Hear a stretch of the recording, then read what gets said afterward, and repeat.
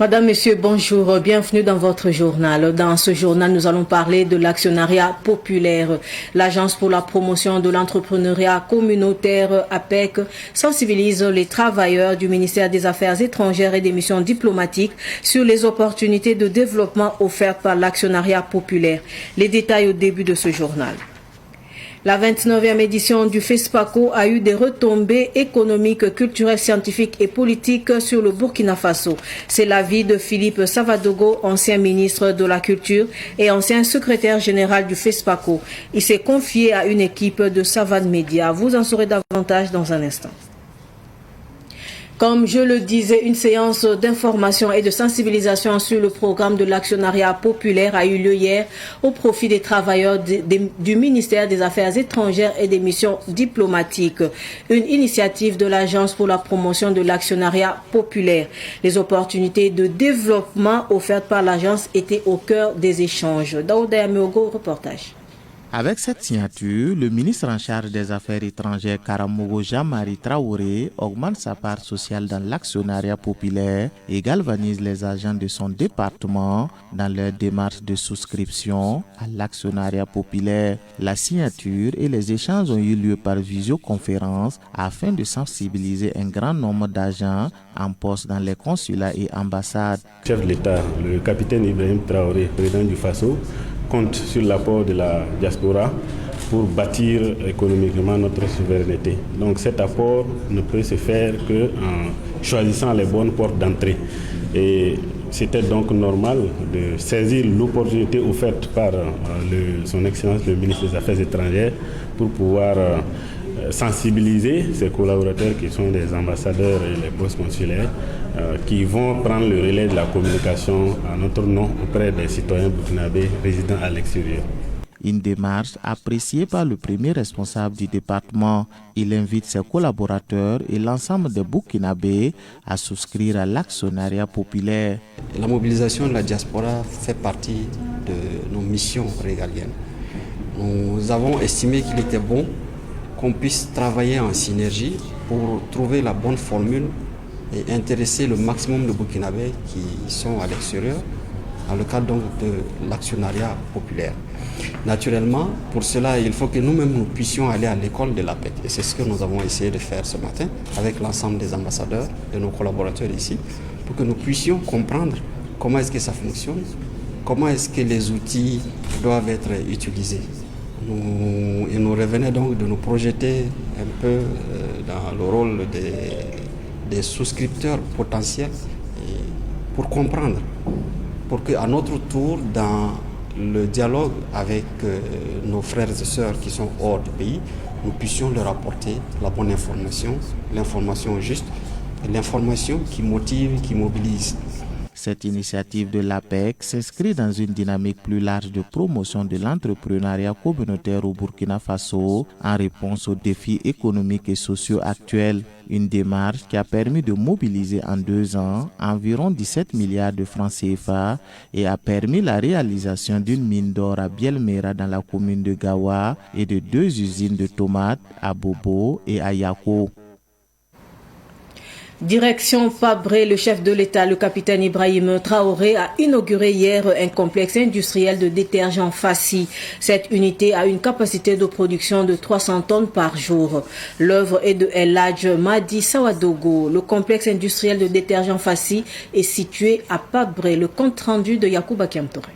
À Napambumbu, dans la commune de Fabré, province du Kadiogo, se dresse désormais la première usine de détergents du Burkina Faso. Un complexe industriel pour la production et la commercialisation de produits Fassi. Il occupe une superficie d'1 hectare, extensible à 4 hectares et a une capacité de production de 30 tonnes par jour. Doté d'un investissement de 4,5 milliards de francs CFA, notre complexe dispose d'une capacité de production de 300 tonnes par jour grâce à des équipements de pointe Nos productions sont en grammage varient de 15 grammes, 30 grammes, 50 grammes, 100 grammes, 350 grammes, 500 grammes et 1000 grammes. Aussi, SUDEP utilise des emballages recyclables et par circonstance contribue à une réduction de notre empire carbone. Le SUDEP intègre des espaces de production, de stockage, un bâtiment administratif et des infrastructures sanitaires. Notre complexe contribuera à la création de 366 employés grecs et 1600 emplois saisonniers, renforcer ainsi notre contribution à la lutte contre le chômage. Cette unité de production de savon en poudre Fassi a coûté 4,5 milliards de francs CFA au promoteur El Hadj Madi Sawadogo. Pour le ministre en charge du commerce Serge Poda, elle va réduire la dépendance du Burkina Faso vis-à-vis de l'extérieur et créer 366 emplois directs et 1600 indirects. Cette unité de production industrielle, une première du genre dans notre pays, générera des emplois pour notre jeunesse, réduira notre dépendance aux importations et contribuera à l'amélioration de notre balance commerciale. Le gouvernement, pour sa part, continuera d'apporter un soutien indéfectible à ce type d'initiative à travers des mesures incitatives, un cadre réglementaire propice et un accompagnement stratégique. Le président du Faso, le capitaine Ibrahim Traoré, salue l'engagement du promoteur et encourage les opérateurs économiques à s'investir pour le développement du Burkina Faso. C'est un message pour dire aux autres qui hésitent encore à se lancer dans l'industrialisation que c'est le moment. Parce que voilà, c'est la toute première unité de production de détergents au Burkina Faso. Depuis que le Burkina a existé, nous importons les détergents. Ça fait combien d'emplois qui sont créés et le marché national a besoin de ces détergents. Donc on va continuer à encourager tous ceux qui ont pris l'initiative de se lancer dans l'industrialisation, les accompagner et les aider à pouvoir donc aller de l'avant pour que notre pays soit industrialisé et prospère. Le promoteur du complexe industriel de détergents Fassi ambitionne élargir son unité pour y ajouter la fabrication de savon liquide et de savon en boule. La coupure du ruban et la visite des installations par le chef de l'État ont mis fin à l'inauguration du complexe industriel de détergents Fassi à Pabré. Tout autre sujet à présent, les filles et fils de la zone du Sioux, regroupant les communes de Pouni, Zamo et Zawara dans la province du Sangué, organisent la première édition des journées de retrouvailles les 8 et 9 mars prochains à Pouni. Ces journées de soutien ont pour thème quelle contribution des filles et fils dans le processus de développement socio-économique de la zone du Sioux, bilan et perspective. L'information a été donnée par le comité d'organisation au cours d'une conférence de presse. Le point avec Sibina Kelsey. Cette première édition des journées de retrouvailles des filles et fils des communes de Pouni, Zamo et Zawara va permettre aux filles et fils d'apporter leur contribution au développement socio-économique de la zone.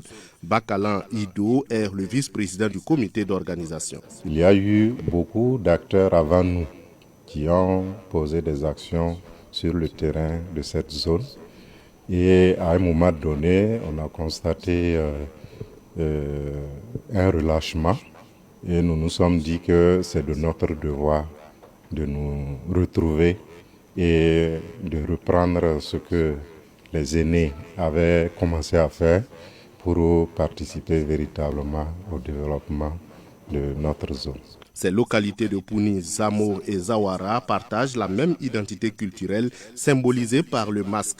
Pour le vice-président du comité d'organisation, la zone a des potentialités socio-économiques et culturelles qu'il faut valoriser pour le développement des 3 communes. Pour ce faire, plusieurs activités seront menées, notamment des communications pour interpeller les jeunes, les femmes et les personnes du 3e âge sur leur rôle. On ne va pas se focaliser sur des animations et puis voilà, des visites de stands ou de marché, mais nous allons mettre l'accent sur les communications. Des communications qui vont interpeller les jeunes, les femmes, les personnes âgées sur leur rôle dans le développement économique et social de la zone. Et je crois qu'on a en gros 4 thématiques qui seront véritablement développées au profit de ces acteurs. Pour atteindre l'objectif de ces premières journées de retrouvailles, qui est de rassembler toutes les filles et tous les fils de la zone du Sioux autour d'une vision commune de développement, Bakala Ido dit attendre beaucoup des acteurs. Attendons beaucoup. Que chaque acteur connaisse son rôle, que chaque acteur s'engage davantage dans ce qu'il fait pour le développement de la zone et que nous qui sommes des ressortissants de cette zone-là, nous puissions davantage nous engager et lui permettre également de connaître le développement que connaissent les autres zones. Ces journées de retrouvailles seront une occasion pour les filles et fils de la zone de Sioux de renforcer leurs liens de fraternité et de solidarité, de réfléchir aux défis et opportunités de développement de la zone, de mettre en place une dynamique de développement endogène et de promouvoir les valeurs culturelles et historiques. Cela va concourir à l'élaboration d'un plan d'action qui servira de feuille de route pour la mise en œuvre de projets communautaires. De son côté, Sonar Assurance se rapproche davantage de ses clients. Elle s'est dotée d'un bureau chargé d'indemniser en 24 heures ses assurés. Il s'agit de Sonar Auto Express. Le lancement officiel a eu lieu hier au cours d'une conférence de presse à Ouagadougou. Abdoulaye Kinda nous en dit plus. C'est dans le but de mieux satisfaire sa clientèle et gérer avec efficacité les sinistres automobiles que Sonar Assurance crée son nouveau bureau dénommé Sonar Auto Express, un bureau qui assure l'indemnisation en seulement 24 heures des assurés victimes des dommages dont le montant n'excède pas 500 000 francs CFA. C'est une disposition qu'on a mis en place pour pouvoir satisfaire davantage la clientèle. Donc nous avons dénommé ça, c'est un bureau Sonar Auto Express. Donc c'est un dispositif qui vise à satisfaire plus rapidement la clientèle en prenant en compte les différentes objections, les différentes suggestions des clients pour que les dommages matériels sur leur véhicule, pour ceux qui sont en tout risque, puissent être pris en charge dans un délai maximum de 24 heures. Après un accident, l'assuré doit se rendre dans les locaux de Sonar Auto Express muni de son permis de conduire, de la carte grise du véhicule, de l'attestation d'assurance, de l'attestation de visite technique et de devis de réparation. Pour bénéficier, il faut avoir une assurance ayant les garanties, pas incendie, bris de glace ou ce que nous appelons la garantie tout risque. Si vous avez ces garanties, vous pouvez venir dans ce bureau si le devis de réparation n'excède pas 500 000 francs CFA. Ce dispositif permet d'éviter ces va-et-vient. Quelqu'un qui est beaucoup plus libre, il vient, il fait la déclaration, peut faire ses courses en ville et puis revenir prendre son bon de prise en charge, aller chez son garagiste et puis réparer son véhicule. Donc il y a énormément un gain de temps, un gain de stress. Tu ne vas pas circuler avec un véhicule endommagé pendant longtemps. Donc vraiment, tout est bénéfique. Sonar Auto Express est situé sur l'avenue Kwame Nkrumah, à proximité du feu tricolore de l'aéroport international de Ouagadougou. L'action communautaire pour le bien-être de l'enfant et de la femme au Burkina Faso, ABFAB, se dresse contre les violences gynécologiques et obstétricales dans les maternités. C'est dans cette optique que l'ABFAB a remis hier un mémorandum de recommandation au directeur régional de la santé du centre. Marceline Tou, présidente de l'ABFAB, se prononce au micro de Ruben Wilson Kodjo.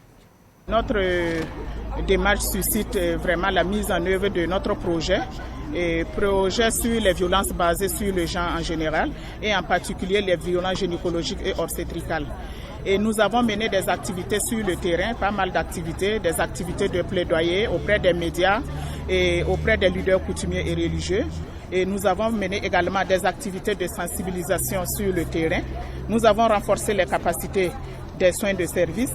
Et à travers tout cela, toutes ces activités qui ont été mises en œuvre, il y a eu des recommandations qui se sont découlées de ces activités-là. Et voilà pourquoi nous avons jugé bon de mettre ces recommandations ensemble et voir aujourd'hui la direction régionale de la santé pour transmettre ces recommandations-là, pour qu'à leur tour, ils puissent les transmettre à qui de droit. Le directeur régional a salué l'activité, salué vraiment la démarche, et il y a certaines de nos recommandations qui sont en cours d'exécution sur le territoire national. À travers les recommandations que nous avons données, verrons comment améliorer ces activités-là pour le bien-être vraiment de la femme burkinabé. Acte de bienfaisance à présent, le Royaume d'Arabie Saoudite vole une fois de plus au secours des personnes vulnérables du Burkina Faso. Cette fois-ci, ce sont 3 tonnes de viande et 5 tonnes de dattes qui sont remises aux autorités à l'occasion de ce mois de Ramadan. La remise a eu lieu hier jeudi à la résidence de l'ambassadeur du Royaume d'Arabie Saoudite à Ouaga 2000. Le point avec Ahmed Joël Comporé. 3 tonnes de viande et 5 tonnes de dattes. C'est le nouveau don du Royaume d'Arabie Saoudite au peuple burkinabé. Un don au profit des personnes vulnérables à l'occasion de ce mois de Ramadan. Je transmets aujourd'hui le cadeau de le Royaume de l'Arabie Saoudite via le ministère des Affaires islamiques et l'autorité royale pour le Mecque et le pèlerin. Aujourd'hui, j'ai transmis 5 tonnes de dattes et 3 tonnes de viande comme un cadeau de l'Arabie Saoudite pour le peuple burkinabé. Issaka Pamtam, chargé de mission du ministre en charge de l'action humanitaire, remercie l'Arabie Saoudite pour ce don qui vient à point nommé. Nous remercions le Royaume d'Arabie Saoudite pour ce énième don. Cette fois-ci, il s'agit de 3000 cartons de viande sacrificielle qui viennent d'être donc remis pour les personnes vulnérables du Burkina Faso. C'est venu à point nommé. Ça va permettre aux personnes vulnérables de pouvoir, entamer, sinon poursuivre, en tout cas les différents temps de carême, et vraiment dans de bonnes conditions. Pour Issaka Pamtam, un dispositif est mis en place pour faciliter la distribution sur le terrain. Il y a un dispositif qui est mis en place pour que ça puisse atteindre véritablement les personnes cibles. C'est réparti par région et chaque région procède au ciblage des personnes vulnérables et la distribution se fait donc au profit de ces différentes personnes vulnérables. Le Royaume d'Arabie Saoudite est à son 3e don à l'occasion de ce mois de Ramadan. Il a aussi apporté un soutien dans le domaine de la santé à travers des chirurgies cardiaques au mois de janvier dernier. Parlons de dons de livres à présent. Le ministre de la Communication, porte-parole du gouvernement, Gilbert Ouedraogo, a reçu 1500 exemplaires du livre AES Chronique d'une audacieuse marche. L'auteur Amadé Adama Soro, le PDG du groupe Savane Media, Elhaj Boubacar Zida Dissid Naba et le représentant du donateur Elhaj Aruna Tamboura ont transmis ce don pour les 3 pays de la Confédération des États du Sahel. Madinatou Ouedraogo et Samuel Moko ont suivi. 1500 exemplaires du livre AES, chronique d'une audacieuse marche, remis au ministre en charge de la communication, Père Douende Gilbert Ouedraogo, pour les 3 pays membres de la Confédération, Mali, Niger et Burkina. Un don de Elhaj Aruna Tamboura qui passe par le canal du PDG de Savane Media, Elhaj Boubacar Zida Dissid Naba, et l'auteur Amadé Adama Soro. Les conditions dans lesquelles l'AES a été créée ne sont pas des conditions tout à fait faciles. Il y a des hostilités de part et d'autre. Si malgré ces péripéties, les 3 dirigeants visionnaires ont eu le courage, l'audace de créer cette alliance d'abord, puis cette confédération, ça veut dire que cela dénote d'une certaine audacité. C'est pourquoi, en tant que journaliste, en tant qu'intellectuel, nous avons voulu donc documenter l'ensemble des actes qui ont été posés par les 3 dirigeants de façon factuelle, pour que demain on ne puisse pas venir dire que peut-être c'est suite à un événement qui ne correspond pas forcément à la réalité que l'AES a été créée. Le ministre porte-parole du gouvernement remercie les donateurs et promet que chaque pays aura bientôt ses 500 exemplaires. Alors, M. Adama Soro, aujourd'hui, inscrit également en lettres d'or son nom sur la liste de ceux-là qui sont convaincus que l'AES est désormais une terre d'avenir pour toute l'Afrique et le reste du monde. Il salue la vision des 3 dirigeants et apporte une contribution donc à la réflexion globale sur comment les populations de l'AES pourront véritablement accompagner la dynamique travailler à leur développement, à leur plein épanouissement. Je voudrais également remercier le donateur, M. Tamboura, voilà, qui a accepté financer l'édition de l'ouvrage pour plus de 10 millions de francs CFA. M. Tamboura n'est pas à sa première contribution aux efforts patriotiques qui sont demandés. Aujourd'hui, il a décidé d'accompagner donc cette production littéraire, cette production intellectuelle. Et donc nous voulons en tout cas lui traduire au nom du gouvernement nos remerciements. El Hadj Aruna Tamboura, représenté à la remise par son fils, a financé l'impression d'un total de 2000 exemplaires du livre à hauteur de 10 millions de francs CFA. Chaque pays membre de l'AES est bénéficiaire de 500 exemplaires. Les 500 autres seront distribués au Burkina Faso par les soins de l'auteur et d'un comité de répartition. Avant de clore ce journal, comme annoncé en titre, l'ancien ministre de la Culture Philippe Savadogo félicite les organisateurs du FESPACO 2025. Philippe Savadogo ne doute pas des retombées économiques de ce festival pour le Burkina Faso. Et ce n'est pas tout. L'ancien secrétaire général du FESPACO relève également l'importance du festival sur les plans culturels, scientifiques et politiques. C'est un dossier signé Germaine Farama. La majeure partie des acteurs culturels sont unanimes sur la réussite du FESPACO 2025. Après plus de 20 ans d'attente, le Burkina Faso renoue avec les talents d'or de Yenenga. Philippe Savadogo, ancien ministre de la Culture de 2007 à 2011 et ancien délégué général du FESPACO de 1984 à 1996, ne cache pas sa joie, voyant en ce sacre une reconnaissance du talent burkinabé. La 29e édition du FESPACO était un cru exceptionnel. D'abord les participants, c'est des jeunes de votre âge, de 25 à 35 ans, qui ont pris d'assaut toutes les salles.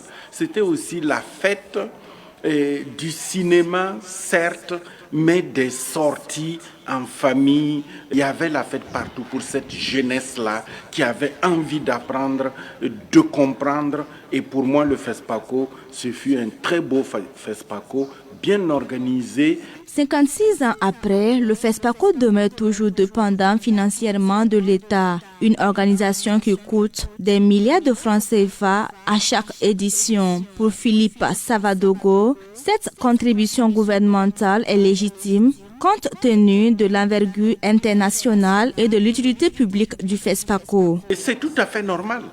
Tous les festivals du monde, il y a une responsabilité du gouvernement parce que l'action, l'activité est une activité d'intérêt public. Un gouvernement ou un pays qui reçoit un festival comme le FESPACO, il y a des effets multiplicateurs.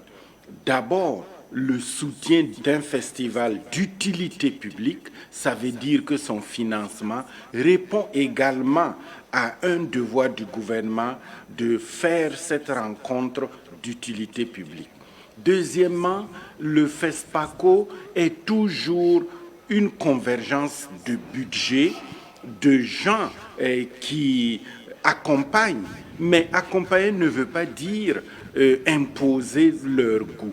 Et vous savez que l'argent commande, donc nous ne pouvons pas uniquement nous contenter de ceux qui veulent le FESPACO à leur goût et pas à notre goût. Enfin, il y a ce qu'on appelle les sponsoring, les projets avec les entreprises, les banques, les sponsors. Et ça, c'est en grande partie aussi un financement plutôt africain, plutôt burkinabé, parce que le FESPACO a plusieurs casquettes de satisfaction. Du haut de ses 12 années d'expérience de délégué général du FESPACO, Philippe Savadogo explique qu'une bonne stratégie de mobilisation des fonds auprès des partenaires et des sponsors peut renforcer l'autonomie financière du festival et assurer son rayonnement international. En témoigne son expérience. Quand je quittais le FESPACO, nous étions à peu près à 1 milliard de francs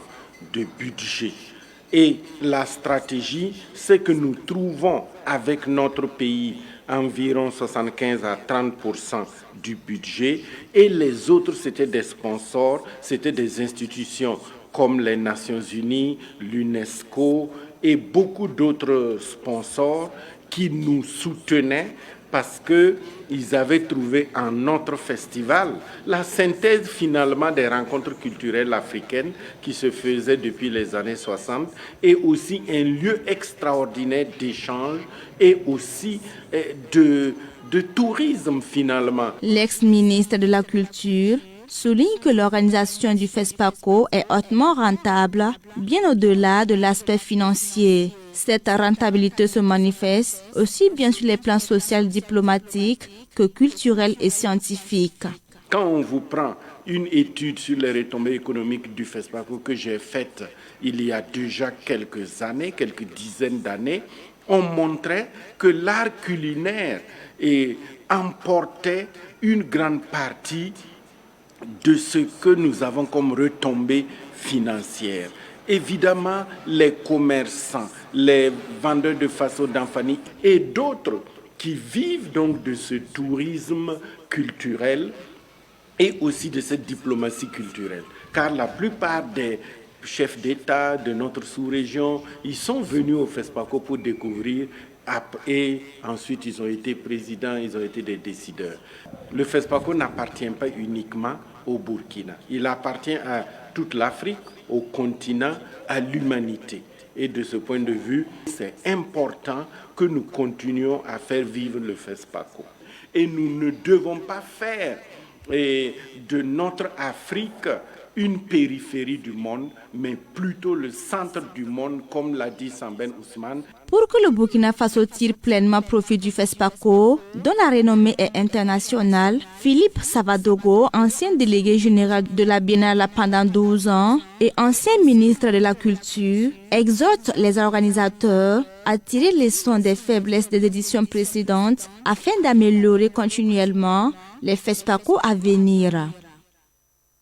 Ainsi s'achève ce journal. Merci de nous rester fidèles. Au revoir.